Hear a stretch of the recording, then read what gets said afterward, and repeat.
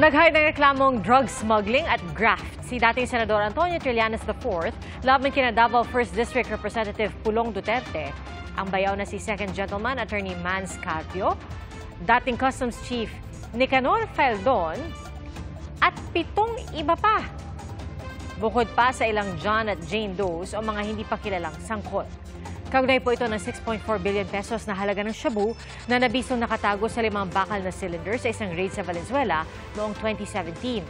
Ay kay Congressman Duterte, welcome development ang paghahain ng reklamo para masagot niya ang mga ito sa proper legal channel.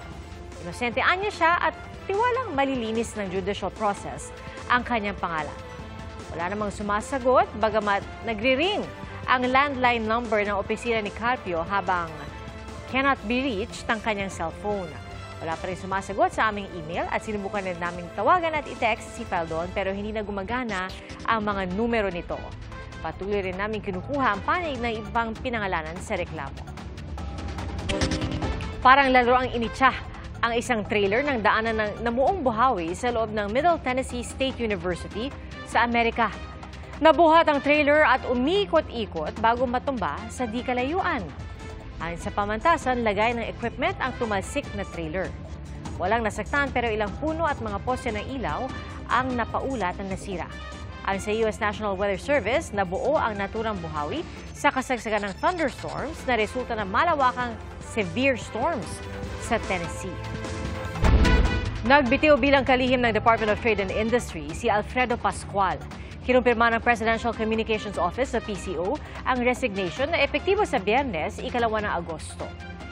Nagkita raw sa palasyo sina Pascual at Pangulong Bongbong Marcos na personal na tinanggap ang resignation.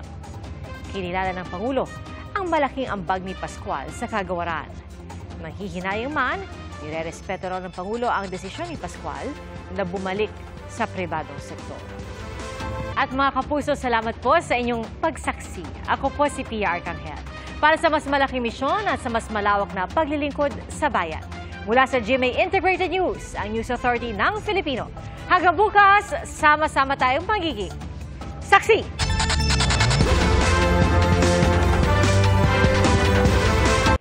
Mga kapuso, sama-sama tayong maging saksi! Mag-subscribe sa GMA Integrated News sa YouTube at para sa mga kapuso abroad, samahan niyo kami sa GMA Pinoy TV at sa www.gmanews.tv.